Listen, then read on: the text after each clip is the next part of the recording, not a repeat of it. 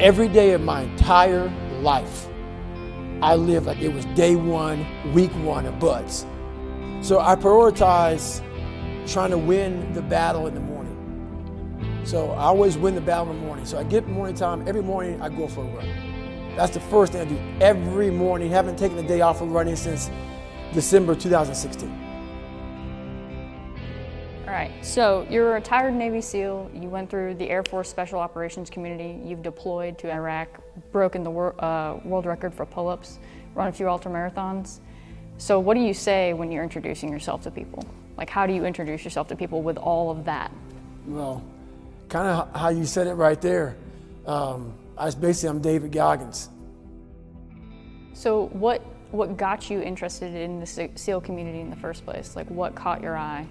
Well, I was spraying for cockroaches when I got out of the Air Force. I was spraying for cockroaches. I was about 297 to be exact. And I saw this Discovery Channel show on TV. And I was like, and that Discovery Channel show was just guys going through Hell Week. And I saw these guys freezing, a lot of water.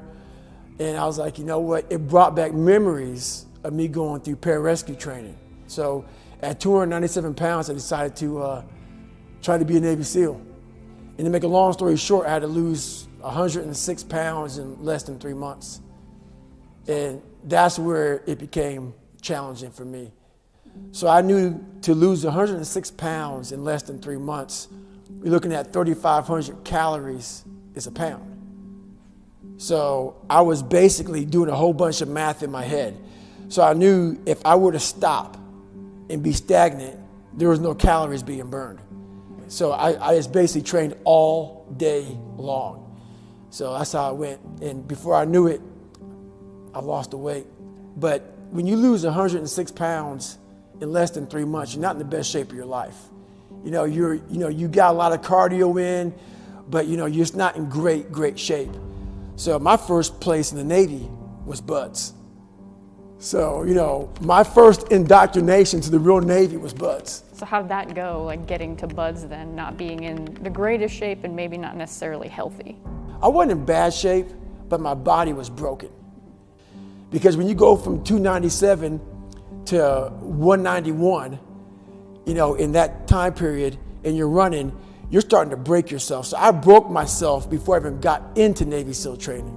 My first time going through buds, I got to Hell Week, stress fractures, double pneumonia. I got rolled back day one, week one. Second time going through buds, I actually fractured my patella before I got into Hell Week.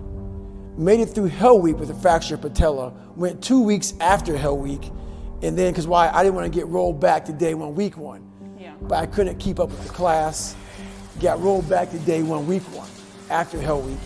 And then I went through my third time and I graduated that class. We had a guy die in that third Hell Week, class 235. So that's kind of how it happened. So what did that feel like to keep getting rolled back, keep going through Hell Week? Where did you go when you were doing that in your mind? What I started figuring out going through buds was that the harder something is, the more it was challenging my mind. So I had to find different ways to stay in the fight.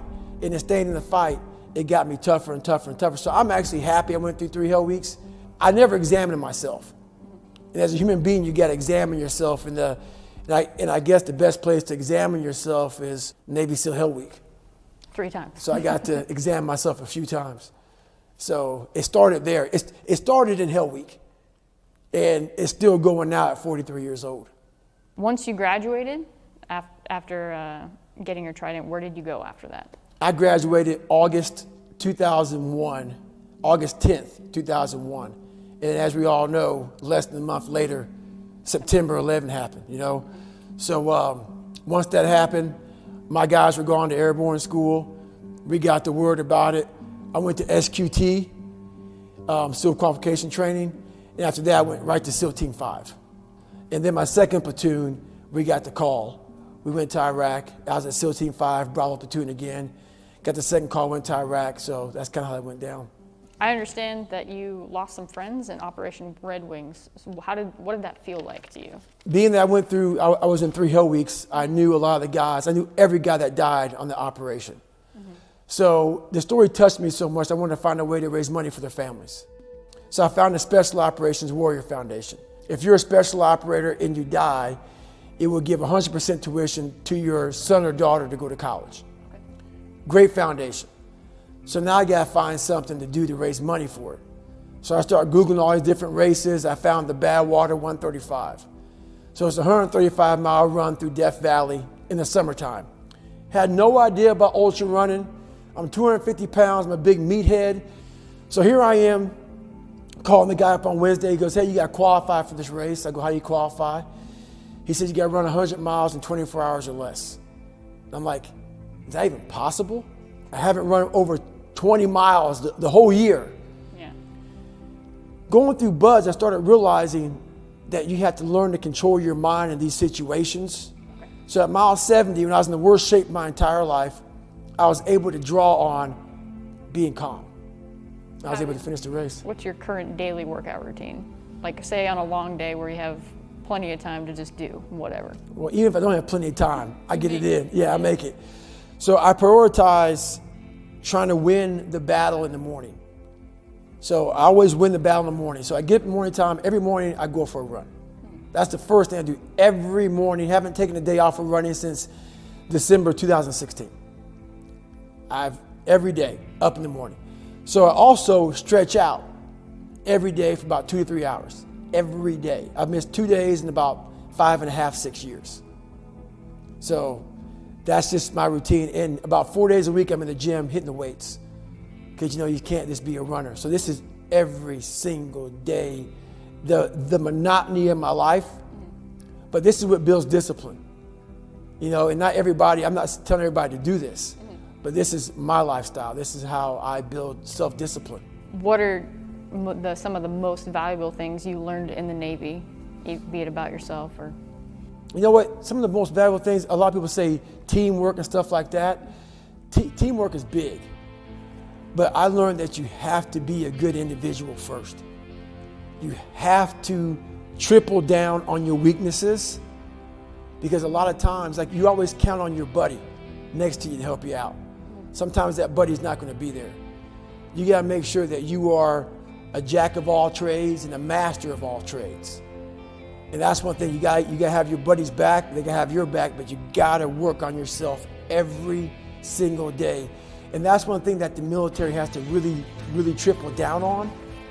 It's something that we're missing nowadays a lot, is that total accountability of every day going back to boot camp in your mind. You may have grabbed, boot camp sucks. SEAL training sucks. All these things suck, and people are so happy to get out of it. But that's what makes you good. Remember how you were when you got out of boot camp? You're kind of all like robotic and locked in, and then it slowly goes away. You get comfortable, you start to sag a little bit, you start to walk around. You start to lose that militant discipline. That's the one thing I learned not to do in the military, is the military teaches you these great codes, ethics, morals, values. You got to continue to work on those. Like everything, it's a muscle. You stop going to the gym, you stop running, you get weak. The military teaches you these great values of strength and honor and code and all these other things. But what we do is we don't keep up the discipline of all that stuff, and we lose it. So the one thing I learned is to not lose that thing, that boot camp, SEAL training, whatever you go to, whatever your A school is, whatever it is, keep that discipline up. That's the biggest thing.